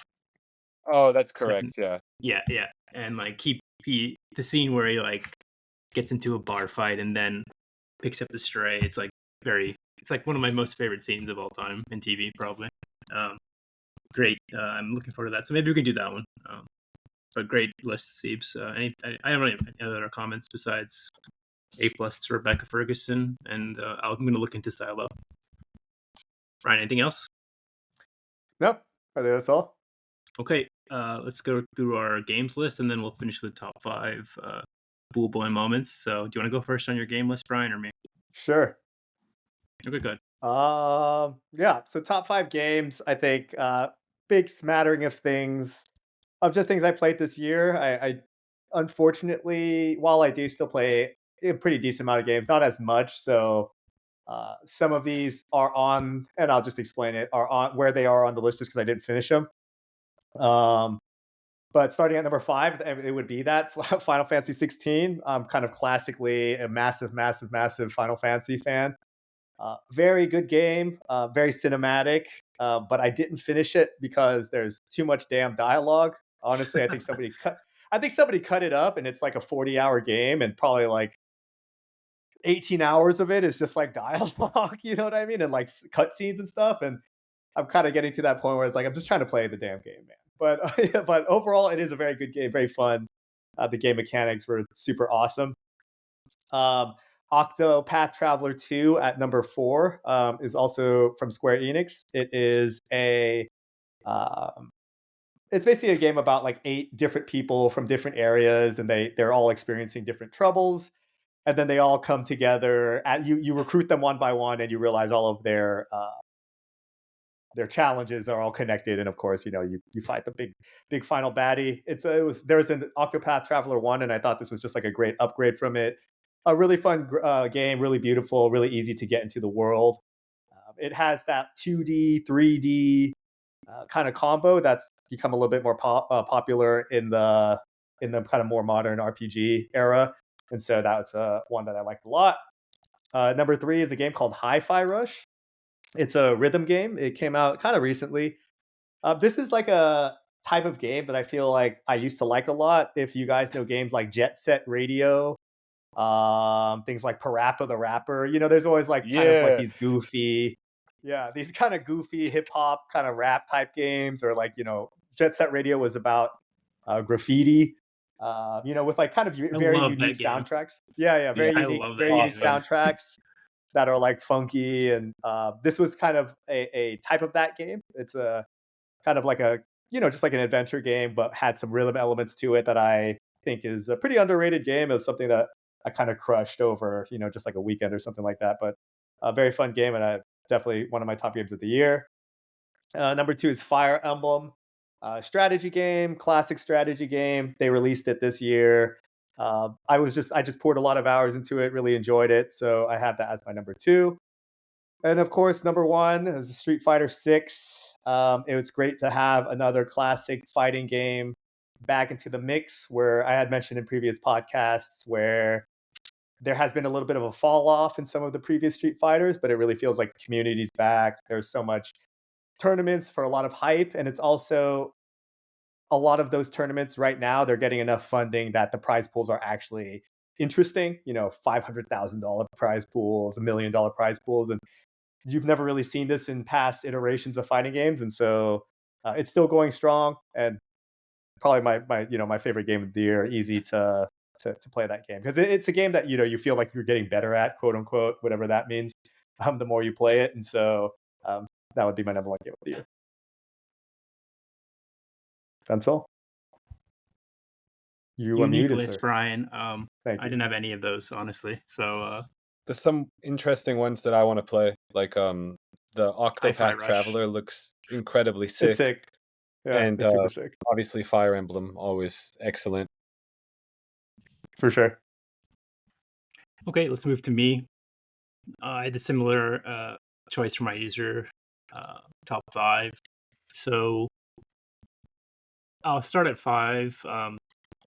This should be StarCraft 2, but it's a game that's been out for a long time, and it's just that I rediscovered it this year, and I really enjoyed playing it after like 10, 12 years. So it would be SC2, but what I'm going to put, because it was new and released this year, is Hogwarts Legacy. It got a lot of bad flack because people think it wasn't like innovative enough, or there were some key things that they wanted, like some sort of like criminal system. Like if you kill someone with a unforgivable curse, they wanted some sort of reaction or like consequence for that. They didn't have it, but for me, just being able to like fly in a broom around the forests, go into Hogwarts, and like see like for like recreation on my new GPU and like very good graphics was really cool. I enjoyed it for that reason. It was repetitive combat wise, but I enjoyed the world. So Hogwarts Legacy at 5. Number 4, Cyberpunk 77. I picked up a couple months ago on sale with the DLC. I think I mentioned it. It was one of my pools. Just fantastic game. You look at the quality of like some of these AAA games that go out, and you compare it to what this is, and it's just like way ahead. And I think it just takes time. You can never buy a game when it first comes out, because it's just going to be shit. You have to wait a while, wait a year, and then let them fix the bugs, let them make it cheaper, let them add DLCs, and then it becomes a really good product. So just wait a year. So that's my read on Cyberpunk 2077. That's a mouthful. Number 3, Tabletop Simulator. probably the most unique Oh one. man. you, you Oh had man. Brian's nemesis, um, but truly unique, amazing what they were able to do. Amazing what you can do. We've only scratched the surface, but to be able to play board games with your friends online in an online chat room and like have it instantly go, no shuffling, no counting, score is always accurate. You can go back and look at all the things. It's a good move. I think we're just scratching the surface on that. Number two, I cannot emphasize this enough that if you are interested in like space or you're interested in uh, astrophysics or anything, or even like math type physics games, you should play this game, Dyson Sphere Program. I'll keep recommending it to the crew. You basically start off as a little robot on a planet, and you have to build your way up to creating a Dyson sphere around the star. And then once you get to that's like your Dyson sphere around your star, you then expand to the universe. And then what's cool, this just about December 25th, the indie team from Japan, I think it's 6 or 7 coders, and they're super interactive. They constantly talk on Reddit, they constantly talk on Twitter to people, and they released something called the Dark Fog update, where they now introduced like an enemy in space. So like you have to fight versus this enemy that will come and try to destroy your factory and destroy your Dyson sphere. So I've been playing that recently, second run or third run, and the graphics are amazing. And it's when you compare that to the unoptimized messes of like the Call of Duties, the EA Sports, what was another really bad game that came out, Brian? Can you think of one?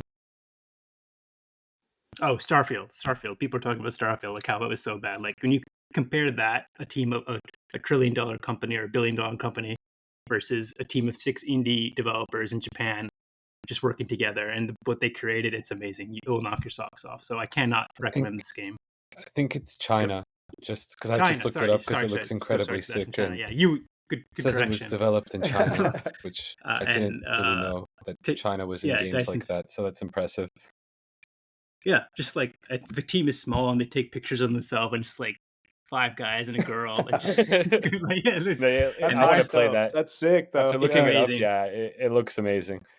And I think the best thing about this game is that if you have 2 screens, you can do your work here, leave it on here, and it's always running. It's like a game you don't have to be on active, constantly hitting buttons on. You can walk away. Like I go have dinner, come back, and my Dyson Sphere is still building and stuff. This is cool.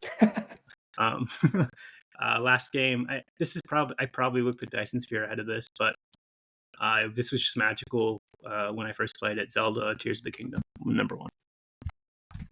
Honorable Dota? mention. Huh? No I didn't Dota? play Dota this year. I would say honorable mention would be Dota. Honorable mention would be the older COD, not the COD that came out like a month ago, but the one that came out at the beginning of the year. And then Spider-Man Remastered, which was very cool and unique and novel way to play. I've never tried a game like that. It was fun. So those are my honorable mentions. Any comments? And then we'll move to top 5. Yeah, I have like an overriding comment. So you mentioned like you shouldn't buy a game like Cyberpunk when it first comes out, but like then I'm relaying as it relates to Brian's list. Like Brian, would you say like these RPG games have the same issue nowadays or no? Because I haven't really bought games in a while, but it feels like you don't hear that about like the Japanese RPG games. Like it feels like they're released as like full products. Yeah, I think it's kind of like it could be a good and bad thing. Is that for a lot of these Japanese RPGs, they put out kind of these final products, and for the ones that have a problem that are their release and there's a lot of issues, it's because they want it to be like this massive overarching world. And obviously, the ones in the stories that I'm playing are like they're big worlds, so to speak. But they're self-contained and they're pretty straightforward to play through. It's not like there's 800 hours of content, right? It's like, they have like 50 hours and they kind of just self-contain them. That's good to hear because like as I think about getting back into playing games, like Eileen playing RPGs, and it would be like a massive bummer if those had started to have the same issues where it's like, oh, you gotta wait because they're just buggy as fuck. Like I think it's like a AAA issue. It's a AAA issue where the money makers are rushing developers, and they have to they're just trying to get the stock prices before a quarterly release or something, and they rush the developers, and then that's one part. And the second part is after the release, they still want to monetize consistently, so they leave a lot of things out, and make you nickel and dime you so they can get more money you after the fact. Whereas Dyson Sphere, it looks like hi-fi. These games come complete and like optimized and tested when they come out because they know it's not about making money after the fact. So that's my read on it. I think you're right. Like, it's just a AAA issue in my opinion. Yeah. Okay. My quick comment is I just need to clarify with the tabletop comment. It's that it's my nemesis because I'm not hating. I just like to play board games in person with people. So can't say that. I've taken my stance. I'm not a big board game guy, but I've taken my stance that I probably would never play Tabletop Simulator because I'm trying to play. If I am going to play board games, gonna play in real life, dude. Need you that say human that, interaction, but that's dude. because we're shuffling for you, Brian, and we're dealing all the cards. You deal the cards next time and see how much you like it, dude. All right, I'd be happy to. You guys just might have to wait a little bit, dude. Yeah, that's all. That's the Yeah, problem. I've always thought it sounded really cool. So it is cool. It is cool. I've seen it. Yeah, and I haven't like. It's a very cool concept, and like that's the thing for like I think that's an overarching theme. Like the last year or two, I've explored different games that I would never play because for 10 years I just played Dota and it was just the same thing over and over again. And then I realized with my computer that I can now play things that I couldn't play before. It's cool. And open my eyes kind of. So that's my list. Let's move to the top 5 Bool Boys moments collectively. I have a couple, but anyone want to throw some nominations out there and then we can order them in a list? I feel like the obvious one is I shouldn't even take it off the board this early. So I guess maybe I'll save it, but I'll say Jesse's antics and his new nickname in Salt Lake City. That was one of mine, dude. Not in a bad way, but I've never laughed. I don't think I laughed harder than any time this year. Besides when I saw Jesse on the couch with that pose. Yes, or when very much. Yeah. Or when I was listening to one of our podcasts on a playback, and I think it was the one we did in Salt Lake, and you can hear some ruckus behind because they were trying to jump the pool table, and that's when Jesse didn't make it, I think, and so you can hear Connor yelling at him to just. Oh yeah, he banged the shins, exactly, and then you can hear Connor in the background clearly yell at Jesse, "Just get up!" Yes. And I laughed so hard when I heard that. But you saw the wounds. I think I posted a picture of it. Like you got hurt actually, so I shouldn't laugh. But it was very funny. It was very funny. Good nomination, Brian. You're next. Yeah. I mean, Cancun was a big one, obviously. Sean's that was wedding, the one I was referencing. Yeah. Everybody was hanging out. Yeah. I think we're just putting it out on the board right now. I don't think we're taking it like off quite yet. Yeah, just like an amazing time, pretty exotic place, a lot of fun. Seeing a very, very good friend get married definitely has to be way up there for me. So I'll take the next easy one, which is just Salt Lake in general. Salt Lake Bool Boys Destination Draft, and a sub nomination would be the Smash Bros tournament, which I really enjoyed. That would be bottom 5 Bool Boys moments of the year. It was a novel idea. Like maybe it didn't work out for everyone, but I liked it. I think we have to be honest about why you're nominating it so highly. Yeah. It worked out well for me, but it was a good idea too. It was a good idea, and you got to give. We rip on Kamish constantly. Got to give him kudos when he tries something. Horse racing was the best. That was good too. I really enjoyed that as well. So I wouldn't be opposed if we went back to that next year. Okay, back to you, Siebes. I'll go with Sean winning his first fantasy basketball championship, despite it coming against me. Good for him. Good for you. Good for him. Yeah, good for what's the word? Very generous of you, Sebastian. I contemplated if I should even include it, but whatever.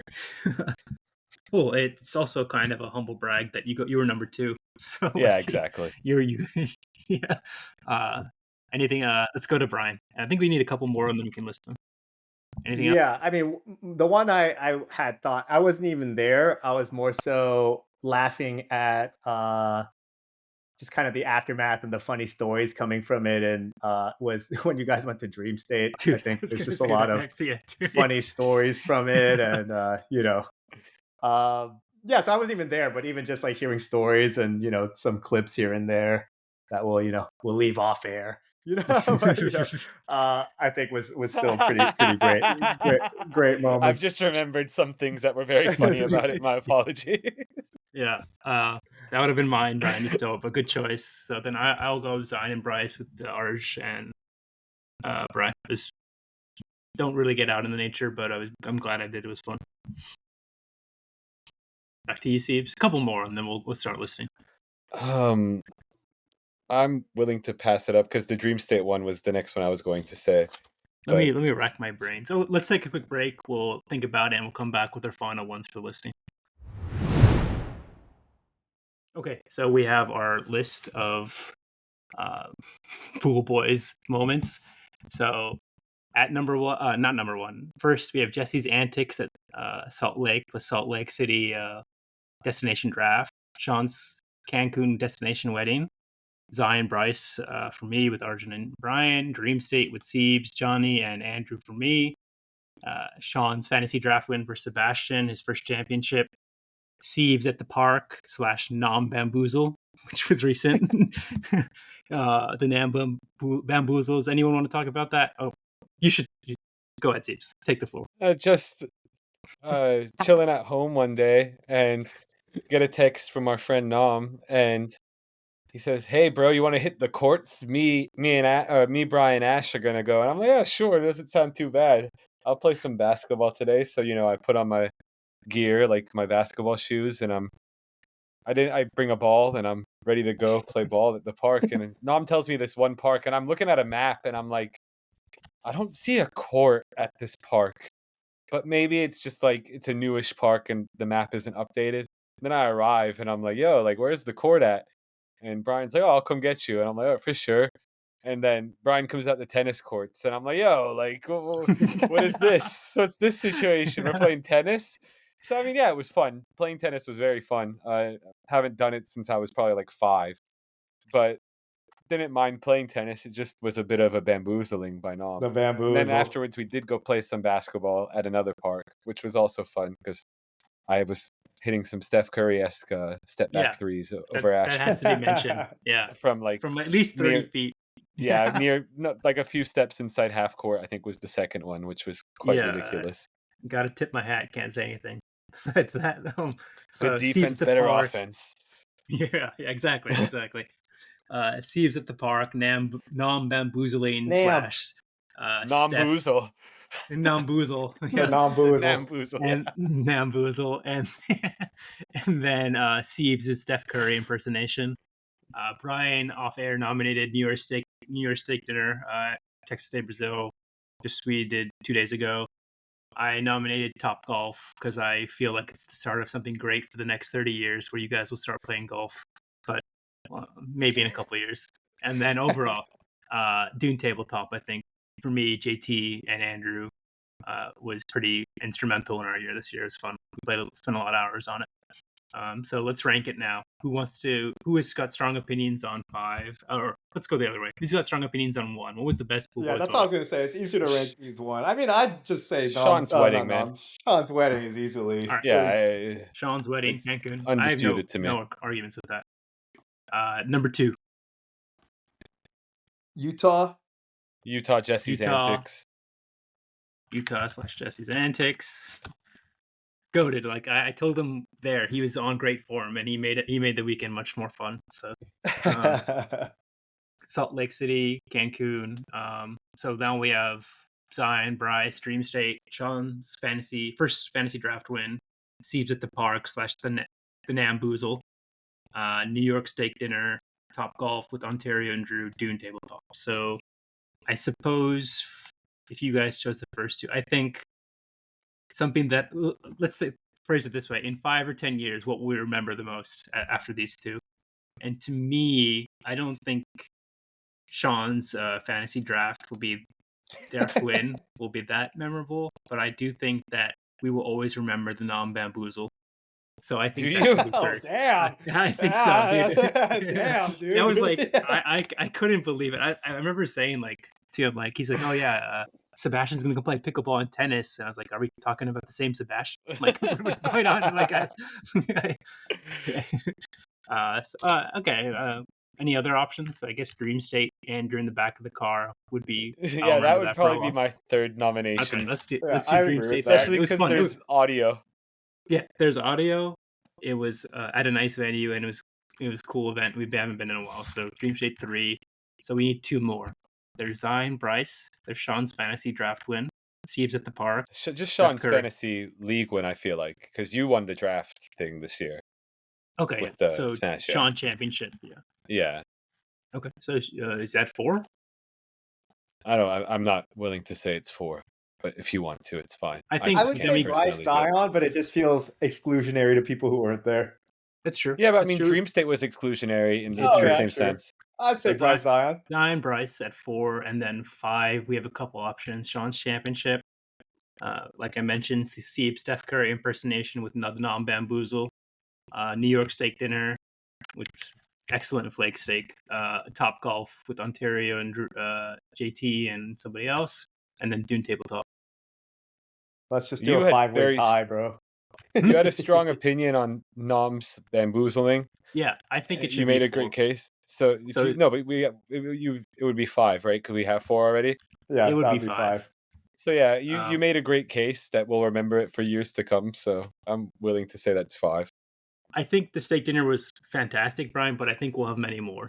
And in that, sure. It might get lost. Yeah. I was just kind of throwing some thoughts out there, man. And then Dune tabletop is pretty exclusionary, as is Top Golf, the same crew for me. But I nominate both of those because honestly, the times when all 9 of us can get together is becoming like less and less. So those 2 times we can get together really should have taken 1 and 2, and they did. So just to restate, Cancun at 1, Salt Lake at 2, plus Jesse's antics. Zion, Dream State at 3, plus Anders' antics. Zion, Bryce, me dying, and Brian gave me the gift of water. As I was trying to, it was religious. It was a religious experience. It was. You know, there's a thing. Really quickly, there's a thing in Hinduism, like you can never refuse even your worst enemy water. It's like it's godly to give water. So Brian, very good for you. Yeah, there you go. And then just edging out the other things is Siebes at the Park doing his best Steph Curry impersonation, and then the non-bamboozle as well. That's fair? I think that's fair. Yeah, as we're talking about the Steph Curry impersonation, Steph Curry just hit a pretty ridiculous 3 where he got fouled. So good. Right on, right. Yeah. He heard us. He gave us like as you were saying those words. Okay, let's move to Bool or Bust really quickly and then finish the song of the week. Anyone want to go for Bool or Bust? I have one. I can go quickly. The first bust is the waiter's dishonesty at said steak dinner that we had. That was one of mine. It's a great one. Fuck that guy. Fuck that guy, dude. You want to? My suggestion to you is to get a bottle of water for the table. It's like, why'd you fucking say $8 per bottle, man? When you guys are offering free water, so that's the biggest bust. And also the third situation, but we all kind of had a feeling that those may be charged. The water is the big disgusting act. So yeah, fuck that guy. Otherwise, he was a good waiter, but that was very dishonest. Just for context, we went to a New Year's dinner, and it was a buffet, and we asked for water for the table, and he gave some, like Steve said, like some spiel about let me suggest some, and we said okay, fine. We get the bill at the end. We've had like 4 bottles or 3 bottles of this water, and he charged us $8 per bottle, and it ended up being $25 for water. It was just like that guy. It was a huge principle thing. Like you can't do that, dude. Like it was very European. Like you have to ask for tap water these days. What the fuck are we in Spain? Like come on, I don't know. So very busty and a good bust, Sebastian. Anything else? That was my bust, and then I have one. Oh, I have 3 Bools, but 2 of them are fairly quick. Obviously, every single time this happens, I have to put it as a Bool, but Celtic beating Rangers in the Old Firm, always a Bool. Very happy. It felt like we were kind of on the down turn and came out and had a pretty dominant win over Rangers, so that was nice. A good way to send off 2023. Second Bool is Rafael Nadal's return last night. He looked extremely good for having been off for close to a year. Granted, it was against a diminished Dominique team who has had his own health issues, but still just he looked very high level and bodes well heading into the Australian Open. His ranking is really low right now because he's been off for so long, but it would be good if he made it to the second weekend. I think that would be a good goal to set. And the last Bool, and by far the biggest Bool, is Jason Whitlock accidentally telling on himself on New Year's Day with a tweet about, look at this ad I got above the NFL standings on ESPN's website. And it was like some ridiculous sexual birthday card. And everybody had to point out to him that, yo, fam, that's like a targeted ad. And you've only received this ad because of your search history. And then today, he has been I didn't see having that. I this need to see that. ridiculous unhinged meltdown on Twitter where he's basically saying it's like, it's the alphabet gang. They're coming after me. And so what? And then he posted another targeted ad he got, and it was just like an unhinged thing that it was just as like sexual, and it was a t-shirt, and it was like, dude, like all you're doing is telling on yourself. And he posted this like very long essay tweet that was basically like, yeah, you know, I've talked about it before. Like I used to spend all day looking at IG models. And I was like, oh, what the fuck, dude? And it's like, that's like less than a decade ago that you could have had this sort of addiction problem. Why are you like going off so hard about this? So yeah, he's been on one, and it's made me realize, like, before I used to hate his existence, but now I'll be very sad when he goes away because he's just become the world's biggest clown, and it's very funny. I hate him. I don't hate him anymore because he's too funny. He's too many cell phones. Yeah, he just owns himself nonstop. Ever since he got off Fox, I have no issue with him because he doesn't have a platform. He's just a clown. Yeah, fair enough. Excellent Bulls or busts. Any comments, Brian, or I'll go to mine. Yeah, go ahead. So I have one Bull, one bust, and they're both movies or related to movies. So my Bull is that on YouTube there's this thing called like obviously you can rent any type of movie that's coming out fresh, but they also have a ton of free with ads movies. But now that uBlock has sorted out the YouTube fuckery, you can in essence watch the movie for free. So there's tons of movies you can watch just for free on YouTube. A perfect example is like last weekend, I think I put on Tropic Thunder on one screen, and then I was playing Dyson Sphere Program on the other screen. It's like excellent. Just having that access to, like, I used to have HBO Max. I don't know my family's Netflix, so having it like available and like perfect quality was nice. And then secondary to that is after that I got my family's Netflix, and I went to Netflix and I watched Batman with Robert Pattinson, the latest one that came out, and that would be my bust because it was the most edgy, like teenager, like emo type vibes that I've ever seen, and like it like some of the dialogue was honestly so cheesy and corny. I couldn't believe it. The action wasn't that good. So like when you compare it to our trilogy that Christopher Nolan makes, it didn't really compare. So I would say it's a bust. And I just don't know why DC can't seem to get it right. But another shitter. That'd be my bust. Any comments, or we can move to Brian? Didn't they officially ended the DC universe and are gonna like reboot it, right? Because it was such a failure. You say that, but didn't they just release the Ezra Miller Flash or something? Or They is that released the last one? Aquaman was the last release for the current DC universe, I believe. I think that's the final film, and they're trying to reboot it with new direction. But wouldn't Pattinson be the first of the new one? Because that I don't think was so. bad. Ben Affleck. Oh, I didn't watch Aquaman, but I heard it's kind of ass. It is. I've heard the same thing. You watched it. Sorry, No. what? You watched it? You say Aquaman or Batman? Aquaman, like the new one that just came out. The first one I watched with Jesse, and it was ass. It was one of the worst movies I've seen. There's a new one, and I've also heard it's pretty ass. I've heard it's pretty bad. Okay, to you, Brian. Yeah, I mean, my bust was same thing about just how do I say? The waiters being a little bit obscuring the truth a little bit. I found to be a little shady or Dishonesty. distasteful, dishonest. Nobody likes dishonesty going into 2024, dude. So that was my bust. So I won't repeat that. But the Bulls were just a couple things. Godzilla -1 was a super sick movie. Really enjoyed it. I think it's really cool that they're also releasing it in black and white for like vintage vibes. Another Bool, or it's actually more so a potential Bool because I haven't watched it yet, but Dave Chappelle released another special like a day ago or 2 days ago. I have to watch it. I mean, I've read some stuff and people are kind of like, oh, Dave's at it again. What a fucker. But I've heard it's less of that than before, at least. Okay, sure.